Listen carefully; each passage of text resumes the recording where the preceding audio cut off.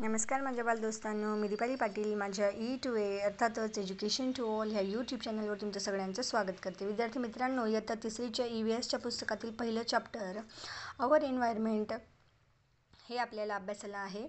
तर our environment ह्या चॅप्टरचा त्याच पुस्तकामध्ये एक फ्लो चार्ट दिलेला आहे. हा फ्लो चार्ट म्हणजेच त्या अवर एन्व्हायरमेंटचा पूर्ण सोल आहे, पूर्ण गाभा आहे. त्या चॅप्टरमध्ये आपण नेमकं शिकणार काय आहोत त्या बाबतीतली ही माहिती आहे. तर लक्षात घ्या, अवर सराउंडिंग्ज. सगळ्यात पहिल्यांदा अवर एन्व्हायरमेंट म्हणजे आपला परिसर, किंवा आपण एन्व्हायरमेंटला पर्यावरण पण म्हणत असतो, पण आपण या ठिकाणी आपला परिसर घेणार आहोत. आणि अवर सराउंडिंग्ज म्हणजे आपल्या सभोवती.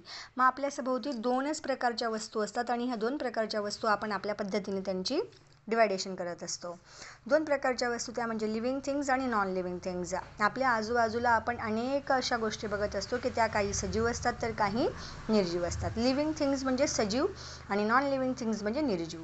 मग लिव्हिंग थिंग्ज म्हणजे आपण आपल्या अवतीभोवतीचे वेगवेगळ्या प्रकारचे प्राणी, पक्षी, कीटक, वनस्पती हे सारं बघतो ना, त्या सगळ्यांना लिव्हिंग थिंग्ज असे म्हणतात. आणि नॉन लिव्हिंग थिंग्ज दगड, माती, भिंत, रेती, हातातला पेन, येते लक्षामध्ये, ज्या वस्तू स्वतःहून हालचाल करू शकत नाहीत, ज्यांची वाढ होत नाही, ज्यांच्यामध्ये प्रजनन होत नाही, ज्यांना भूक लागत नाही, जे जेवत नाहीत, त्या सगळ्या गोष्टींना आपण नॉन लिव्हिंग थिंग्ज हे म्हणत असतो. आणि लिव्हिंग थिंग्ज म्हणजे ज्यांमध्ये आपण या सगळ्या आता ज्या क्रिया बघितल्या ना, नॉन लिव्हिंग थिंग्जमध्ये ज्या नसतात त्या सगळ्या लिव्हिंग थिंग्जमध्ये होत असतात. आणि मग लिव्हिंग थिंग्ज अजून दोन प्रकारांमध्ये डिवाईड होतो, तो म्हणजे प्लांट्स आणि ॲनिमल्स. प्लांट्स म्हणजे विद्यार्थी मित्रांनो वनस्पती, झाडं, झुडपं, येत्या लक्षामध्ये औषधी वनस्पती, वेली, ह्या सगळ्यांचा समावेश प्लांट्समध्ये होतो. आणि ॲनिमल्स म्हणजे प्राणी.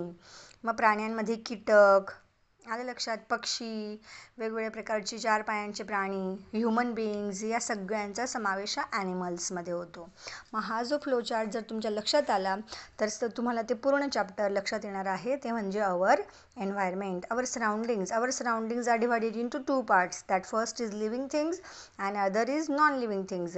And living things are also divided in two parts, plants and animals. Plants म्हणजे वनस्पती. आपल्या अवतीभोवती आपण जेवढ्या पण वनस्पती बघतो, जेवढी पण झाडं बघतो, रोपं बघतो, वेली बघतो, त्या सगळ्या प्लांट्समध्ये येतील. आणि ॲनिमल्स जे वेगवेगळ्या प्रकारचे जीव आपण बघतो ते सगळे ॲनिमल्समध्ये येतील. आणि लक्षात ठेवा, प्लांट्समध्ये पाण्यामधल्या पण वनस्पती येतील आणि ॲनिमल्समध्ये पाण्यामध्ये असणारे, पाणी म्हणजे समुद्र, महासागर, तलाव, नद्या यांच्यामध्ये असणाऱ्या मोठ्या मोठ्या जलाशयांमध्ये असणारे जे प्राणी आहेत ते ॲनिमल्स येतील. त्यामुळे लक्षात घ्या, प्लांट्स आणि ॲनिमल्स म्हणजे आपल्या अवतीभोवती असणारे सगळे, इवन आपण ज्यांना बघितलेलं नाही ते सुद्धा. येते लक्षात? तर अवर एन्व्हायरमेंट, अवर सराउंडिंग्ज हा टॉपिक लक्षात घ्या. आणि चॅनल आणि शिकवलेलं आवडलं असेल तर चॅनलला लाईक, शेअर आणि सबस्क्राईब करायला विसरू नका. धन्यवाद.